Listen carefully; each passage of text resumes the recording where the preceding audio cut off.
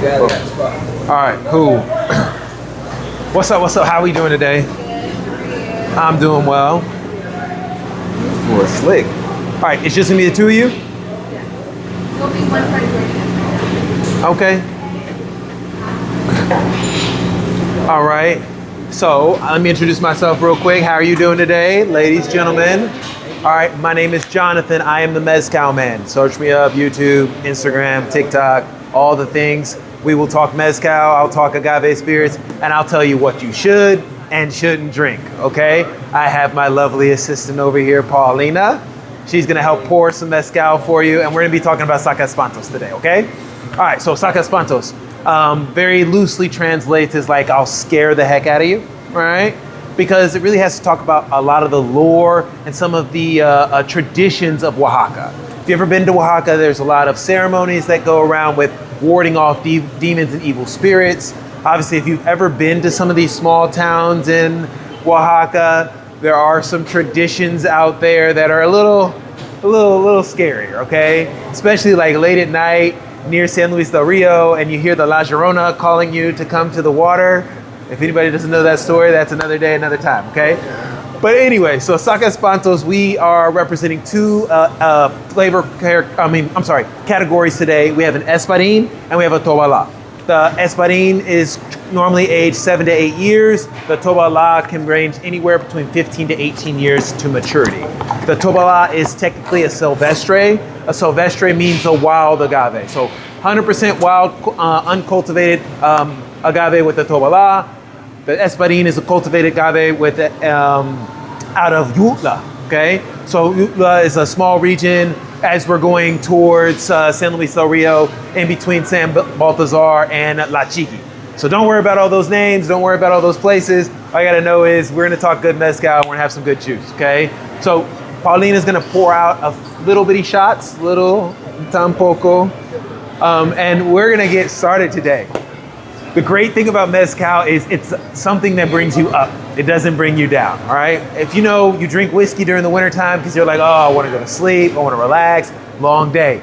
But when we drink mezcal, we wanna get up, we wanna have a good time, and we wanna be elevated, all right? And that's kind of what we're gonna do today, because it seems like y'all gonna get busy in a couple minutes, and at least y'all have some mezcal in your system, you'll be smiling with your guests, and you're gonna sell some Saca Espantos, all right?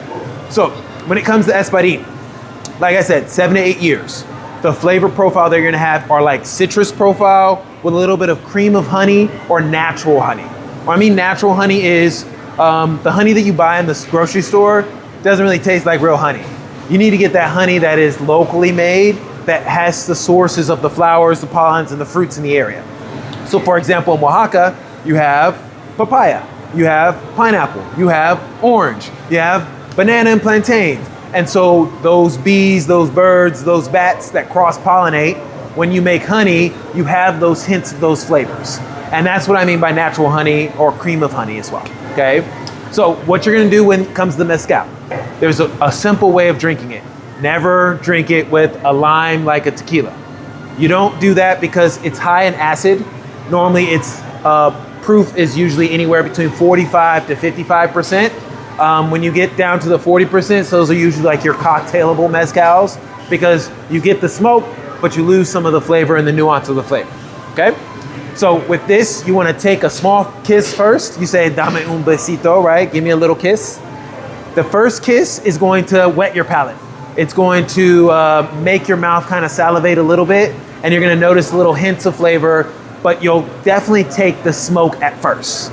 After your palate kind of settles because of the acid, when you take your second sip, what's gonna happen is it's gonna bring in more of the flavor. You're gonna notice more of the nuance of the sweetness of the agave and some of the different citrus and herb notes that are gonna be in the mezcal. Cool? All right, dame un besito. One thing before y'all cheers.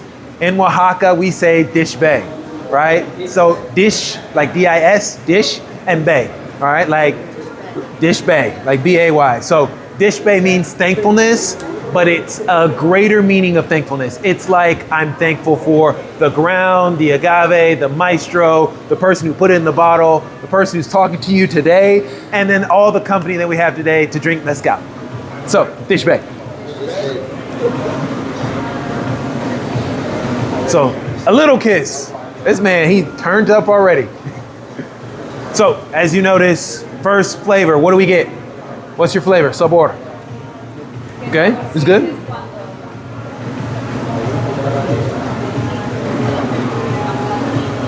Plátano? Banana, okay. First flavor. It's very smoky. Okay, okay. Got that first flavor. Orange, citrus, I like that. Citrico. Orange as well? Orange as well? Okay, so we got banana, we got some smoke, we got some citrus, all right? Now that we've had that, I want you to smell a little bit, kind of let your palate relax. We're gonna do a naranja to kind of balance your palate. I know y'all can cut some more, so it's okay.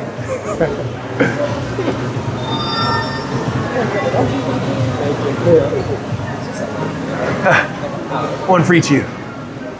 Take one, pass it out. All right, so take your orange. What you're gonna notice when we take the second sip is your palate's gonna kind of adjust a little bit. The acid in your mouth is kind of gonna be more balanced out. And then when we take our second sip of mezcal, you're gonna realize the flavor profile is gonna be a lot easier on your palate. You're gonna notice more of the nuances of the actual agave. Cool.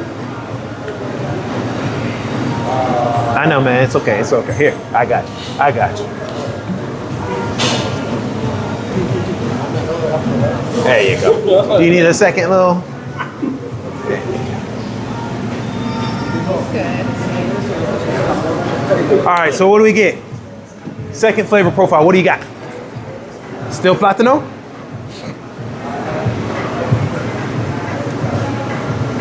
Okay, again, more of the citrus? Yeah. Get more of the citrus. Is it more pleasant than the first one? Yeah. It's Okay. a little sweeter. Sweeter, that's exactly right. A little bit sweeter, same. Exactly. So most people, when they try mezcal for the first time, they're like, oh my gosh, campfire in my mouth, it's smoky, right? Probably. It's okay, all right? We're gringos at the end of the day, right? But that's only because if you take mezcal like a shot, your palate doesn't adjust fast enough for you to get the nuance or the sweetness of the mezcal. So anytime you drink mezcal, take a little sip first. Open your palate, let it adjust, and then slowly sip and enjoy, all right? Now, when you get like me, you take like shots and you get all the flavors, right? But in the beginning, you wanna sip it, you wanna enjoy it, you wanna relax, you wanna see exactly the flavors that come out. Now, for example, y'all have a good collection of mezcal here, right? And when it comes to mezcal, agave varietal is the key to what flavors are gonna come out. If you have quiche, madre quiche, you get herbs, spices, flowers. If you have tobala, you may get some sweetness, some citrus, and some papaya. Or if you could get like Tio Pesca, he has the Mexicano over here, you may get like brown sugar and sandalwood. So each agave varietal has its own distinct characteristics, and each one will have different flavors that go along with it. And so when people say they don't like mezcal, I always say, you just haven't found the right mezcal for you. Got it? All right, just like wine. I don't like Chardonnay, but I can deal with a Pinot Grigio, right, or Sauvignon Blanc. I may not like Cab Franc all the time, but I like a Tannat or a Syrah. So it all depends on your palate and what mezcal calls to you. Got it? All right, the second mezcal is that we're gonna do is a Tobala. Paulina, you mind? So Tobala, remember, Silvestre agave. This is a great opportunity to upgrade that pineapple guava margarita that you have on the menu, right? Everybody says it starts off with tequila. The other day I had it with tequila, and it's a little sweet. Then I had it with mezcal, and I saw that there was more depth and character, a little bit more flavor in there. These are great upsells. I'm here to make you guys more money. That's my job. I give you information, you take the information to the table says, okay, I'll order that, and then you make more money, right?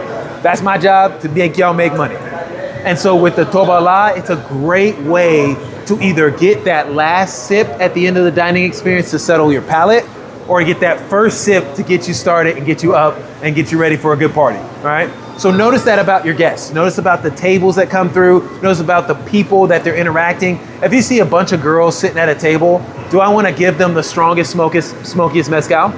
Probably not. I want to give them something delicate and light, something that's going to probably get them chatting and enjoying each other's company and be able to enjoy. And that's what I say with Tobala. It's considered the king of mezcal, mainly because Tobala can only be created by seed pod. It does not grow clones or juelitos underneath it. okay? So because it can only be done with seed, you have to let it fully mature, and then you also have to let some agaves grow with the quiote and reseed so you can have more seeds for the next season. Understood? Or next season, next 15 years, right? So with the tobala, we're gonna do the same thing. Un besito first, let your palate settle, and then take a second. It's not cheers. This. Dish bay. Dish. Little sip, little kiss. A little kiss, man. Don't put your tongue in it now, all right? Dish. Dish bay. Yeah, like queen. Yeah, dish bay. Now it's spelled Dixebbe, or Ebee. That's how it's spelled. And the first time I learned it from reading it, and I kept saying Dixie. Then I went to Oaxaca and they're like, oh, Dixie, it's dish bay. All right. The flavor for the second one. Let's start with you. What is your flavor on the second one? It's like more Johnson. Okay. Automatically more Johnson. Uh-huh.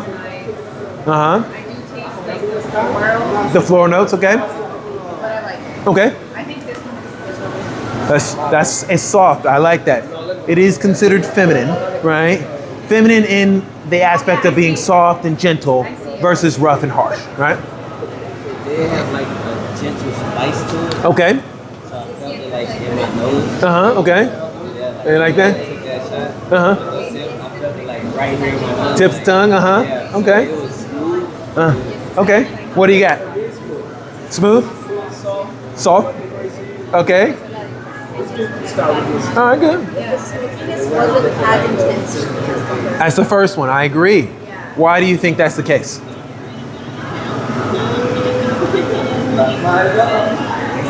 You don't know. Okay. Is it because it's floral instead of like citrus? I almost felt like this one was sweeter. Uh-huh. So think about this. The Espadín agave, I've seen as much as like 50 kilos. Like they can be huge. They can also be small, but they can be huge, right? Like as big as us, right? And the tobala can be very small and delicate. So sometimes the amount of contact with the smoke can cause it to be smokier or less. And then also the amount of sugar of the actual agaves when it's harvested can cause it to be sweeter or less. Now, if we're influencing the agave by watering it and cultivating it, sometimes there can be more sugar. But if you're getting something from the wild, depending on where it grows, it's gonna take the nutrients and elements from the soil around it. And that's why you'll get different flavor profiles for mezcal for region. So for example, if you find tobala and there's a bunch of papaya and mangoes growing, you're probably gonna get hints of papaya and mango in your tobala. Got it? All right, last one. He said he has a flavor. Not enough flavor? Very light, right? Delicate, right? Yeah, I would agree. It's something that kind of like at the end of your meal, let me have a nice little light mezcal. At the end it's dry. Yeah, dry. Yeah. Dry. If you've been eating some arrachera tacos, or you have not the arrachera, what do you have? The birria tacos, right? Very oily, have the cheese, and then you have something like this. It dries out the oil, dries out the fat, and then you have a great balance of flavor between the two. Okay. Right, birria tacos. You're a bartender, right? Talk to your guests. Hey man, you got listen. Let me put you on this mezcal. Let's settle your palate. Look. The tobala is a great way to add $20 to $30 onto your check. Right. It's all about pairing. Like a lot of people in Oaxaca, they drink mezcal to drink mezcal. They enjoy it for the sense of the community and the fun and the fellowship that you have. But some people like to have mezcal with their food and have it settle their palate or influence their mood, right? If I want to party all night, it's espadín. If I want to chill and chisme, it's quiche and cereal. If I want to like relax and serenade my woman, tobala, right? So it all depends on the mezcal that you want to have, and then have. What do you give you both? That's right, give you both, right? You know, I'm a shot of espadín and a shot of tobala, right? So understand how we influence the people, because these agaves have pheromones. These agaves have natural elements about them that influence our mood outside of just being alcohol, right? When I drink tepexate, were you the one who told me the story about the Paulina? The tepexate? So with the tepextate, it's like let's call it a serenade, right? Yeah, it's a dance and a song that you have with your woman, right? So when you drink tepextate and you see somebody on a date, you're like, oh, this is perfect. They're gonna have babies tonight, right? Just 3. Yeah, just 3. Yeah, 3 it is, right? Yeah, no, 3 shots of tepextate. More than 3, she falls asleep. Right, exactly. You gotta keep her up. You might need to throw another shot of espadín in there. But this is what we do when it comes to this as mezcal, right? Mezcal is not an overly harsh spirit. People have been turned off because they've been introduced to certain bottles, not gonna name any names, that have been overly smoked and don't really give the nuance of flavor and character to the agave. And so what we try to do, especially myself with my mezcal education and with Saca Espantos, is to show people a delicate side of mezcal and an opportunity to be able to sip, enjoy, and chisme. That's my TED Talk. Y'all enjoy. Any questions, concerns, comments? I'm here to answer. Yes. With that one, that's the Espadín. What, like, hot meadow should that? Pineapple guava, I already told you. Oh, pineapple. Okay. What about? The Tobala. So I know y'all have a dragon fruit or passion fruit cocktail on the menu as well. I think that because the dragon fruit is not overly sweet in the cocktail, it would balance well with the floral notes you have with the Tobala. So, like, if I want to make it after pineapple guava. Right, or, I mean, think about the notes that you got. Remember we said citrus and we got orange. So why don't we enhance that orange by adding orange juice and making a cocktail that way? Or having a different contrast and maybe doing some tonic, or not tonic, but soda to be able to enhance some of those flavors and maybe just throw in an orange and throw in an herb in there, right? Like, there's no, like, mezcal has been great by its honor, but it has not grown enough in its cocktailable space. Probably because you have people who are in my generation who are like, no, you should only sip Tobala, don't put it in a cocktail. Listen, I'm a proponent who says, drink how you like to drink. If you want to add a large ice cube to a Tobala, what it's going to do is it's going to make it sweeter in its profile. It's going to bring down the level of smoke, and you're going to notice more of the fruit, more of the citrus, and more of the different nuances of it. So if somebody likes a large cube on their scotch or whiskey, try it with mezcal the same way. Or if you like a cocktail, don't be afraid to substitute any of these things. Because I've had a tepextate margarita before, and it's delicious, right? Even though it's tepextate, I'm still enjoying it, but in the way that I want to enjoy it. Cool. Other questions? Any lore? Any questions about Oaxaca? Or even about the La Llorona that I mentioned earlier? I know about that. Okay. So you guys came up with this model? So we work with some people who definitely had a passion for mezcal, and they had this dream for a long time, and we're here just representing the aspects and the culture of Oaxaca. You know, like I said, I'm the mezcal man, so I talk mezcal all day long, every day. You look at my profile, it's videos. And then we do a podcast every Thursday that we stream live on TikTok, and I have different people who come in, we sip on mezcal, we talk tequila, hospitality, have a whole bunch of cool people that come on. It's fun. Tobala is the reason why they think the Garo agave is a female. Because the Tobala, once you come close up to the Tobala, their spine, the turns look like a nipple. Oh, yeah. So they counted. As a matter of fact, one guy counted, and every Tobala has 400. Oh, I did not know That's that. the reason why they have 400 conejos. That's the real legend. Yeah, Mother Maya will have Mayagüel. 400 sons, that's 400 conejos.